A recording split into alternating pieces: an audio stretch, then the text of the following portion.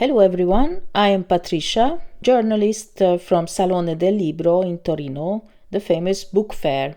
We are in 2025 May and I'm making an interview with Anita Krichfalvi, writer, author of the novel Reward Center, as it is translated in English, but it's published in Hungarian under the title Jutalom Központ and in Italian La ricompensa della volpe.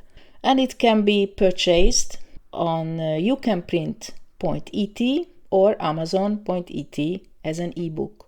I will ask Anita about her first novel and also about her second novel just about to be finished in Hungarian, which will be also translated into Italian soon. And of course, it is already written, finished in English. The title is Triangle at Lake Iseo.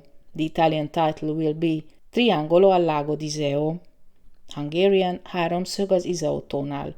I will ask her about both novels and if they are in some way interconnected or linked to each other. Well, dear Anita, I have read your biography. I realized that you mainly published in legal matters. When did you shift to fiction writing? And how was that transition? Were there any difficulties starting to write a novel, or it was very smooth for you? Hello, Patricia. Well, I actually started writing when I was 20, but my first short stories and poems were written mainly by myself or for myself and my friends. I consider them as some practice, some fun, rather than serious writing, even though maybe some are quite valid. Maybe I will reread them and publish them perhaps one day. Of course, I have written many legal studies, commentary on the copyright law, as I'm a copyright lawyer, and I wrote quite a lot of articles on cinema and films in Italian for some cinema reviews. What inspired me for fiction writing? Maybe the fact that I was surrounded by so many authors, filmmakers, so I lived in that environment.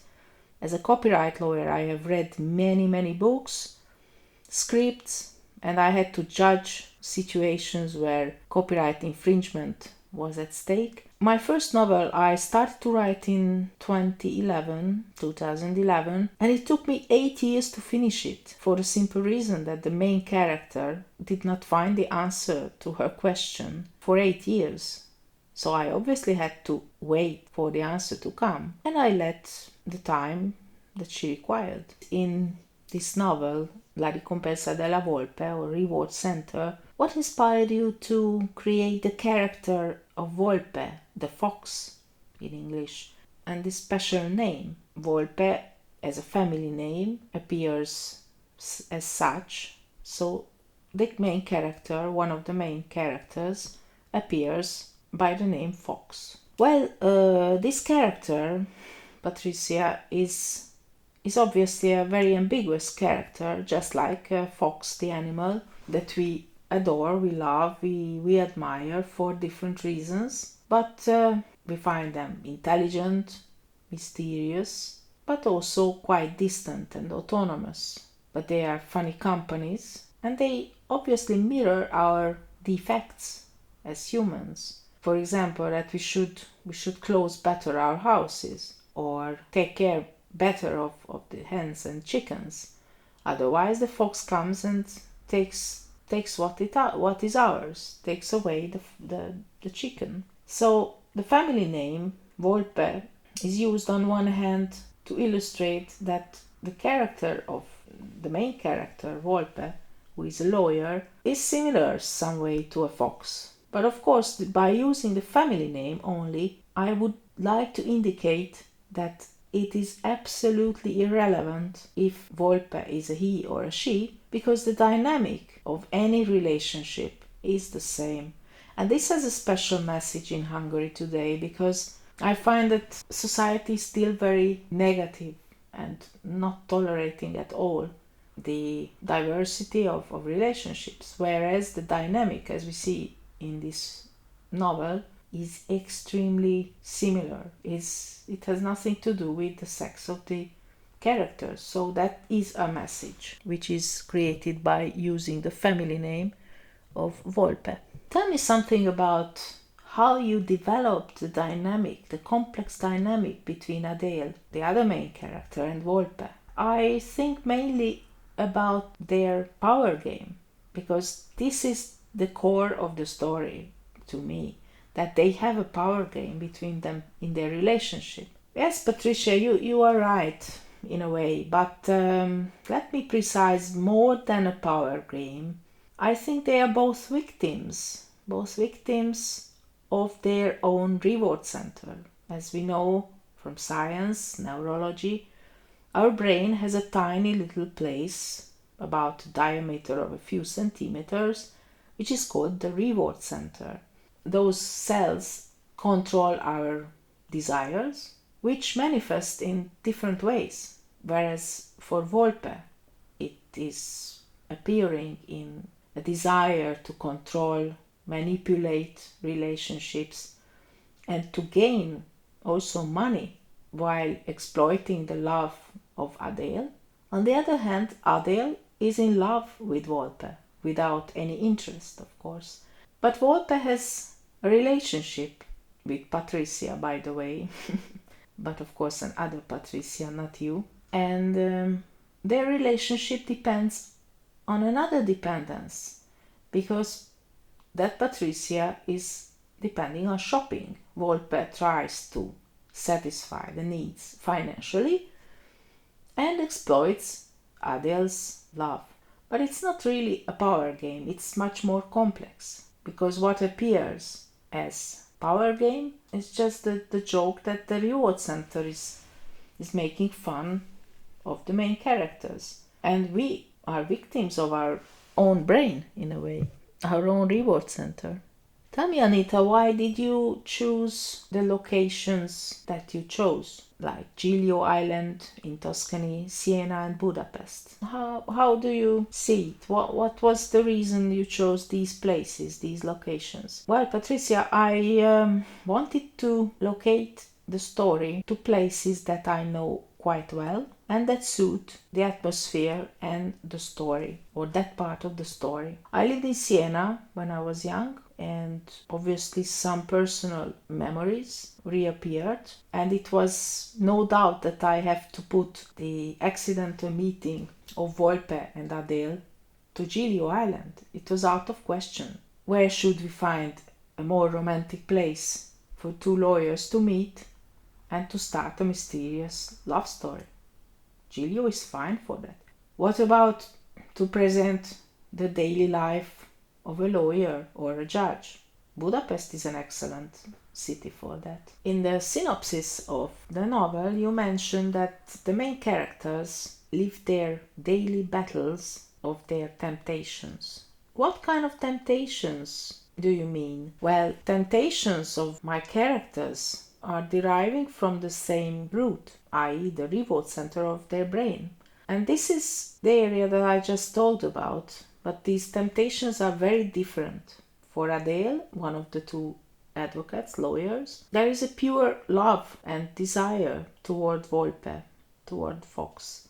Whereas Volpe, equally governed by the reward center and controlled by the same mechanism, but temptations of Volpe is manifested in money and manipulating Adele to gain the most out of this love story.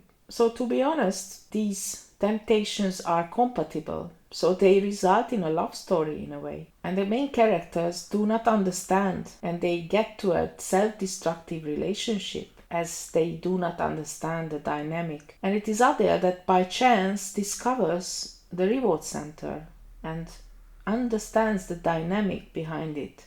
And this is the turning point of the story, of the novel, where she starts to regain her lucidity, her independence. She still loves Volpe, but by understanding this mechanism of reward center, she puts the whole relationship network in a different context. She starts to behave differently.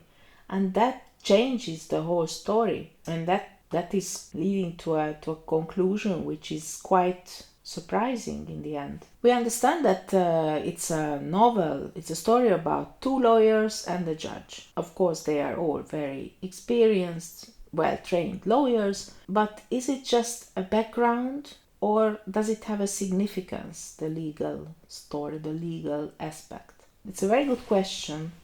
The story is about the life of lawyers, their relationship, but of course, in the first part, it's relationship between the judge Teresa and Adele, whereas in the second part, the relationship between Adele and Volpe, the two lawyers. Of course, we get an insight into their life, their professional life, their doubts, their way of treating their job, their profession. And of course, we see that throughout the story from the different point of view of the main characters. Adele is a kind of humanism-based character. Adele is a lawyer who is not treating private life and stories in her life from legal aspects.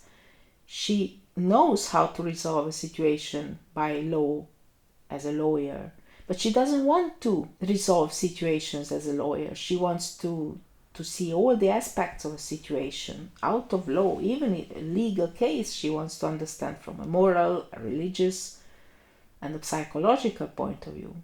So that's why I'm saying she's a kind of Renaissance character. Whereas Teresa and Volpe are more pragmatic characters. They are the classic lawyers. They have a stricter way of thinking, and maybe we could say they are more narrow-minded.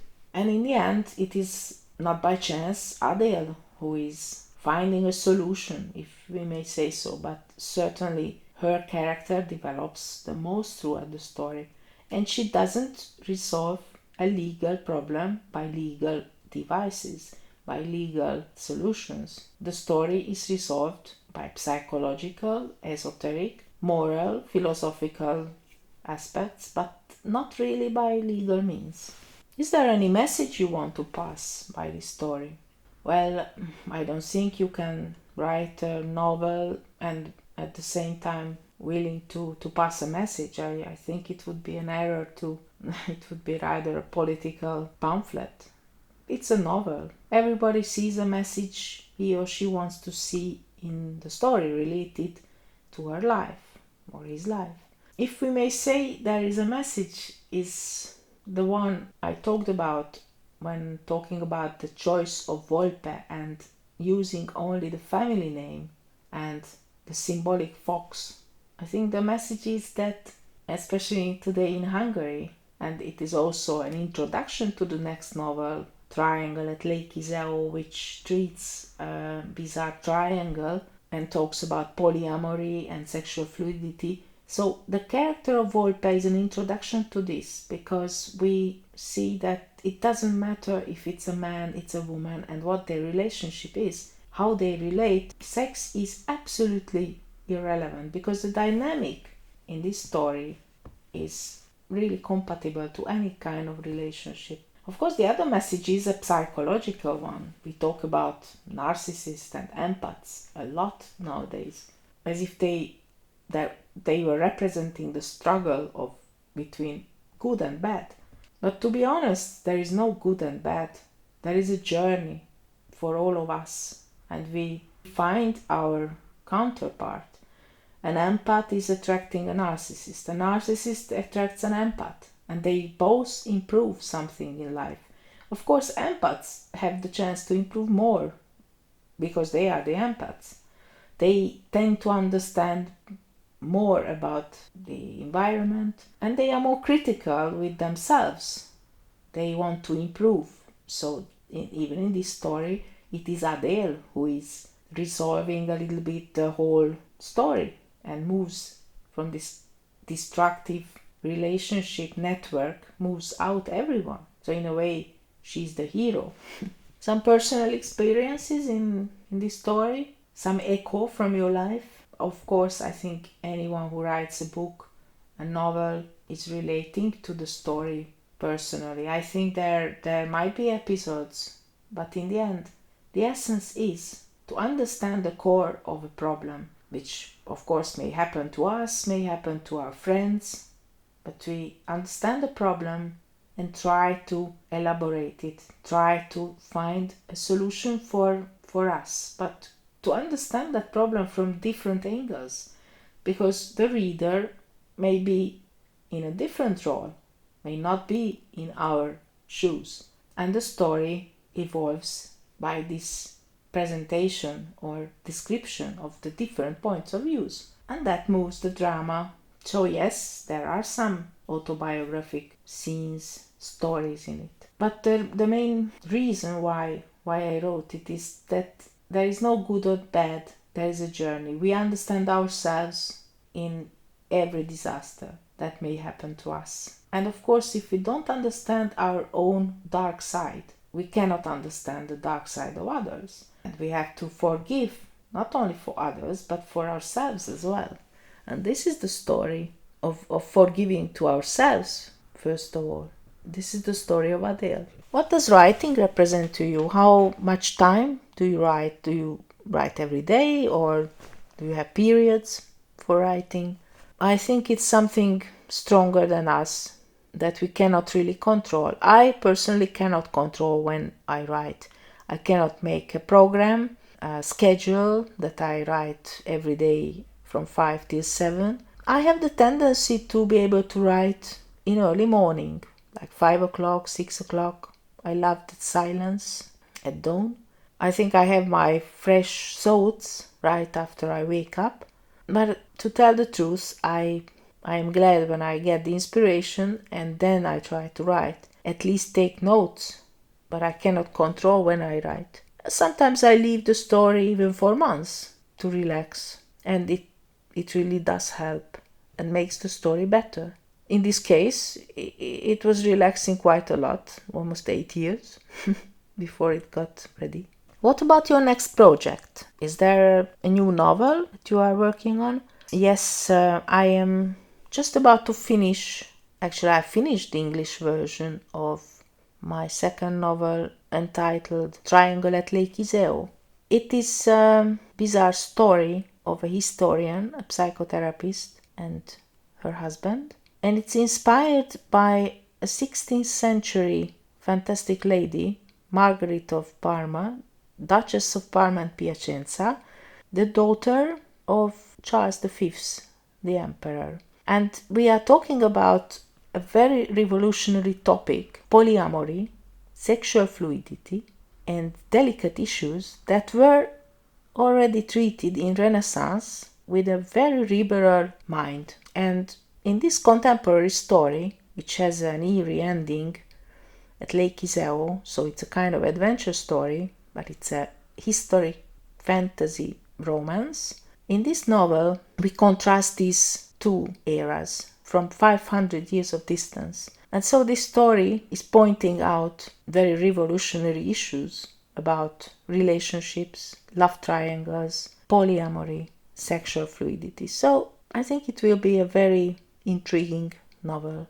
What does it mean to you to be a self-publisher, and what does it mean to you to be at the Salone del Libro in Torino? To be a self-publisher, I think, is a challenge, but it's a valid choice today, I think, because the market is extremely closed and narrow. If you want to deal with publishers, great publishers, let's say the Italian examples, Feltrinelli, Mondadori, it's a very close business and a very strange network. So if you are a free-minded writer, it is not easy to get into this circle. But of course, you might have very, very interesting, extremely valid books that you want to publish. So the only way you deal with it is to become a self-publisher. But it's a challenge because you have to do the marketing yourself, you have to do the distribution, and so on. What does it mean to be at the Salone? Well, it's kilometers of stands, tens of thousands of books. So I think the big challenge is to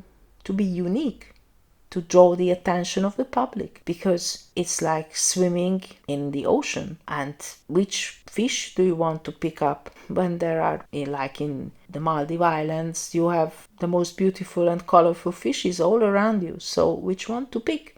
That is the challenge of being a self-publisher, and that is the challenge to be on a salon of this scale. But it's a unique and fantastic experience. I improve a lot, I learn a lot, I make interesting acquaintances, friendships, so it's worthwhile. Thank you, Patricia. The book of Anita Krichvavi, Jutalomközpont in Hungarian, can be purchased on the website of the author. In Italian, it can be purchased on youcanprint.it and in ebook format on amazon.it.